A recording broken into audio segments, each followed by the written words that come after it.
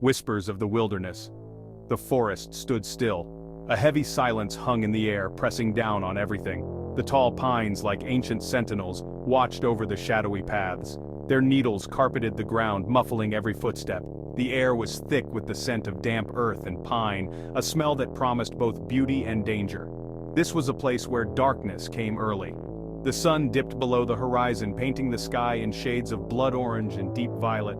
As the last light faded, the forest transformed. Shadows danced and twisted, taking on shapes that both fascinated and frightened. The darkness was a living thing, hungry and ever-present. Out there in the heart of this wilderness, a campfire flickered.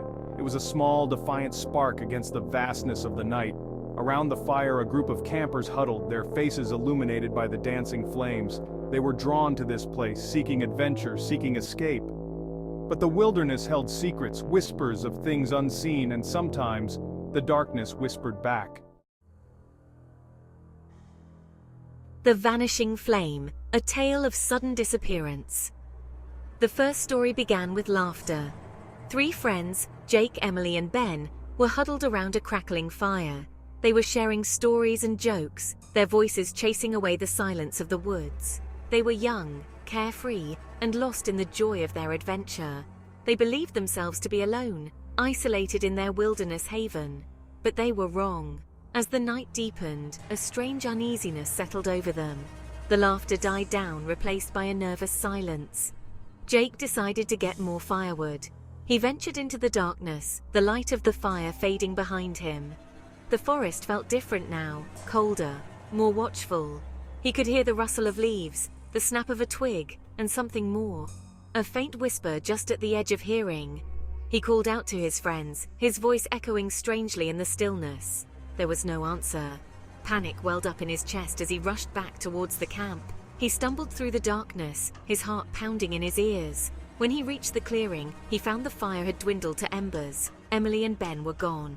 There was no sign of a struggle, no footprints, no indication of where they might have gone. Only the dying embers of the fire and a silence that seemed to throb with unseen menace. Jake searched until dawn, his calls unanswered, his fears solidifying into a chilling certainty. They were gone, swallowed by the hungry darkness of the woods.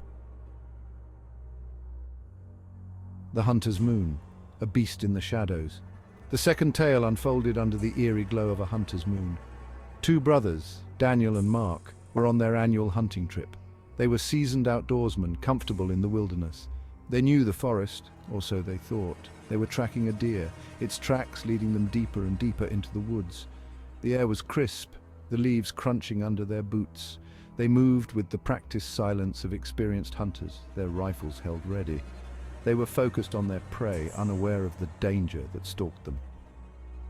As dusk approached, the forest transformed. The shadows grew longer, stretching out like claws. The moonlight cast an eerie silver glow, making the familiar seem strange and menacing. They lost the deer's trail, but a new set of tracks appeared. These were larger, unlike anything they had seen before, each print marked with claw-like impressions. Fear, cold and sharp, cut through their confidence.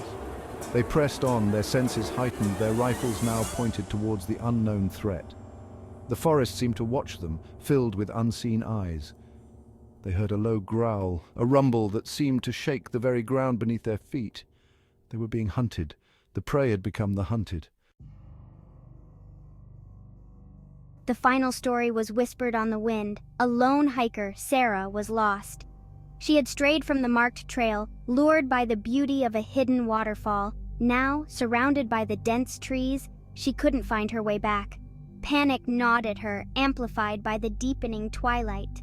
The forest seemed to press in on her, the silence broken only by the sound of her own ragged breathing. She stumbled through the undergrowth, desperate to find a familiar landmark. But the forest seemed to twist and turn back on itself, leading her further astray. The air grew colder, and a thick fog began to roll in, shrouding the trees in an eerie white blanket. She was lost in a world of shadows and whispers, her fear growing with every step. Then she heard them, voices, soft at first, like whispers on the wind.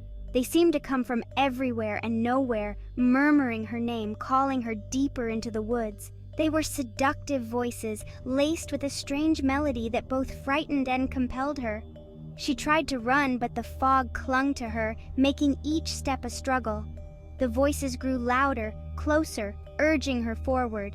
They spoke of things unseen, of secrets hidden in the heart of the woods. They promised her knowledge, promised her power, if only she would follow. And in her despair, lost and alone in the suffocating fog, Sarah felt a part of her wanting to believe them, wanting to surrender to the whispers that beckoned her deeper into the darkness. The forest holds its secrets close. It is a place of both beauty and terror, where the line between the real and the imagined blurs. The campfire stories, whispered in the darkness, are a reminder of this duality. They remind us that the wilderness is a powerful force, unforgiving and unpredictable. The campers, the hunters, the hiker, they all ventured into the woods seeking something. Adventure, escape, a connection with nature. But the wilderness offered them something else. A glimpse into the darkness that lies at the edge of our understanding. A darkness that can swallow us whole if we are not careful. As the last embers of the campfire fade, the stories linger. They are a warning, a reminder that the wilderness is not a place to be taken lightly. It is a place of mystery and danger, where the unseen can become the real, and where the darkness always has the final word. So the next time you find yourself drawn to the wilderness, remember the campfire horrors, remember the whispers in the dark, and be careful, for the darkness may be listening.